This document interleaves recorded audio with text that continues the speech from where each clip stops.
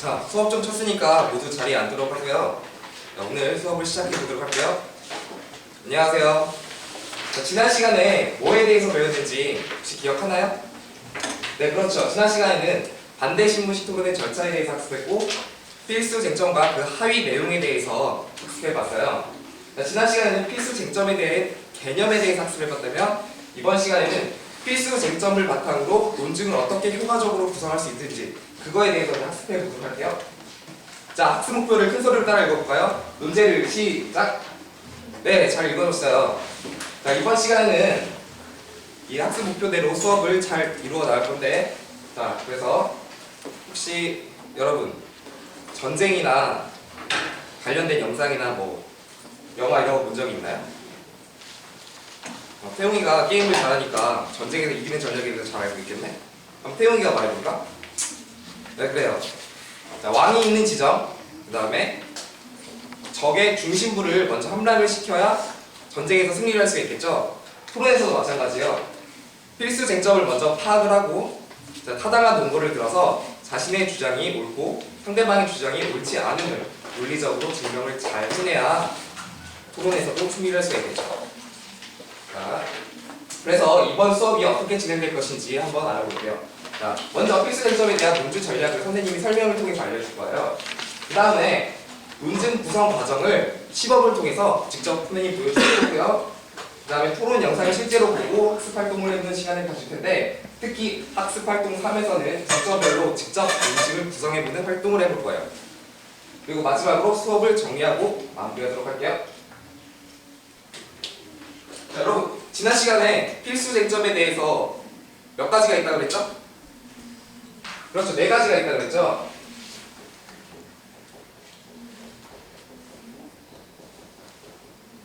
자, 첫 번째, 두 번째, 세 번째, 네 번째. 네, 두 번째로는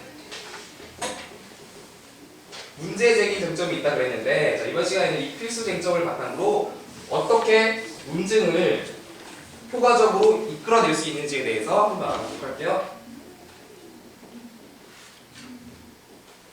문제 제기 쟁점에는 또 몇 가지가 있다고 그랬죠? 네, 맞아요. 4가지가 있다고 그랬죠? 중요성, 심각성,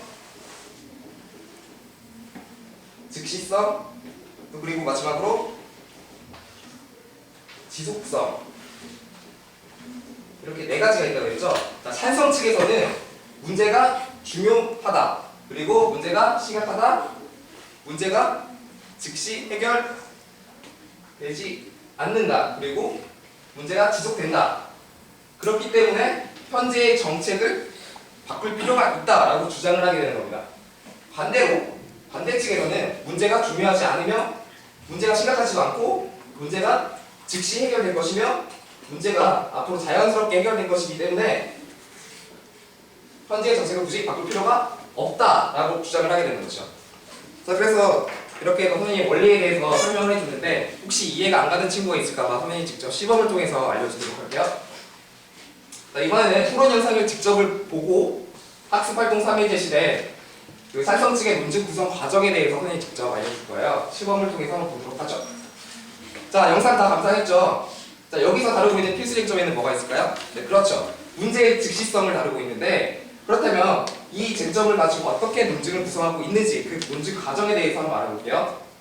자, 토론 대본을 보면 찬성 측에서 그러나 지금 상황은 최악의 위기 상황이기 때문에 바로 긴급 처방이 필요하다 라고 논증을 해주고 있죠. 즉 사법처벌의 연령을 만 14세에서 만 12세로 낮춰야 한다 라는 주장을 강화하기 위해 문제의 즉시성이라는 필수 쟁점을 바탕으로 논증을 이렇게 끌어낸 겁니다. 자, 이렇게 보면 주장을 강화하기 위해서 논증이 논리적으로 잘 짜여졌죠. 이거는 참 잘된 논증이라고 할 수가 있어요.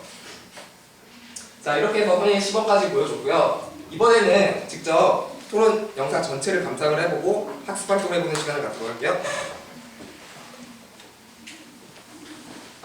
동국이 잘하고 있네. 좋아.